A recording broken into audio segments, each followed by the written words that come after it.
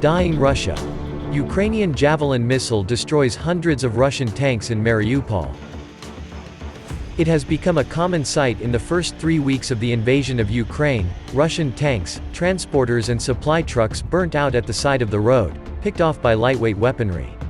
While intrepid Ukrainian troops have been deploying the tactics, Britain has played a role in supplying the tech and the know-how.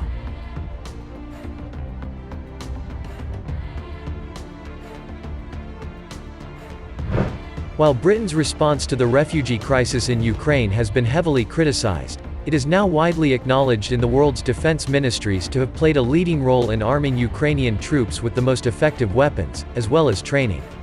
"We can criticize British foreign policy at times, but we actually led," said Professor Sir Lawrence Freedman, Emeritus Professor of War Studies, King's College London.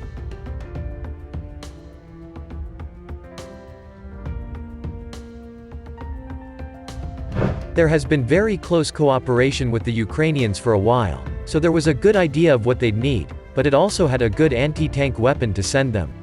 It was the first to send substantial equipment before war began, and it has made a difference.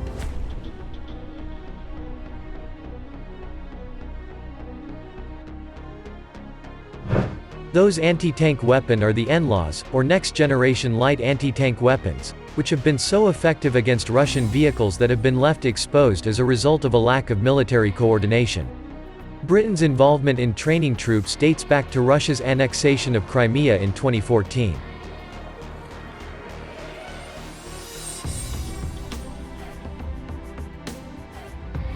In the face of some opposition within Whitehall, British military help for Ukraine was conducted through Operation Orbital from 2015.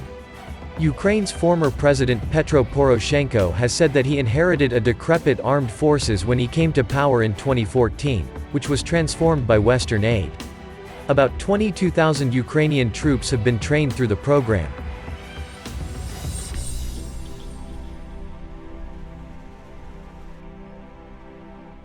Meanwhile, the NLAWs have been very effective, with some sources reporting an extraordinary 90% hit rate.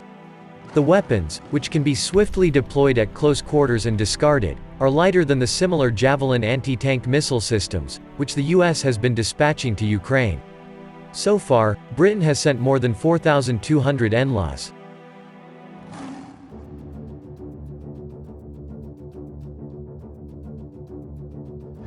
However, while the supply of the weapons and past training from Britain have helped, military experts warn that there simply has not been time to help Ukraine with the more sophisticated training and weapon systems required for countering a full invasion.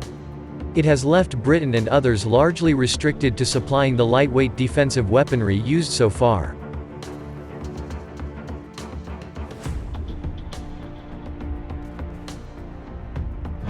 The government has said it will supply Starstreak anti-aircraft missiles to Ukraine, though even that system requires significant training time. Operation Orbital has been very successful, but whether it proves successful enough is a different question, said defense analyst Professor Michael Clark. The Russians first of all will bring in bigger numbers.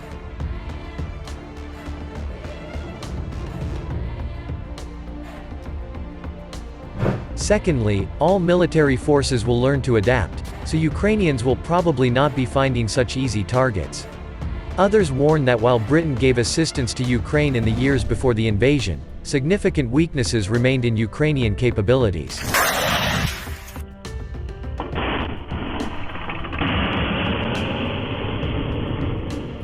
Nick Reynolds, the research analyst for land warfare at Royal United Services Institute, RUSI, said that remedying those weaknesses or giving Ukrainian troops counter-offensive capabilities was now logistically very hard and risked leading to escalation.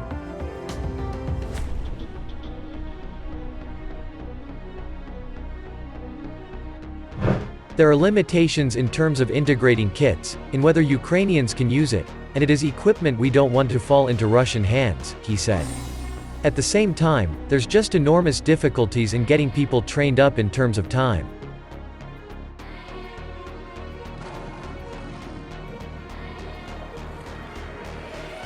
And when you're trying to retain that line where NATO is not directly involved, would you train Ukrainian troops in a NATO country or send trainers into a war zone? If we wanted to help Ukraine in these ways, these are things that needed to happen beforehand, without the timeframe issues and complexities.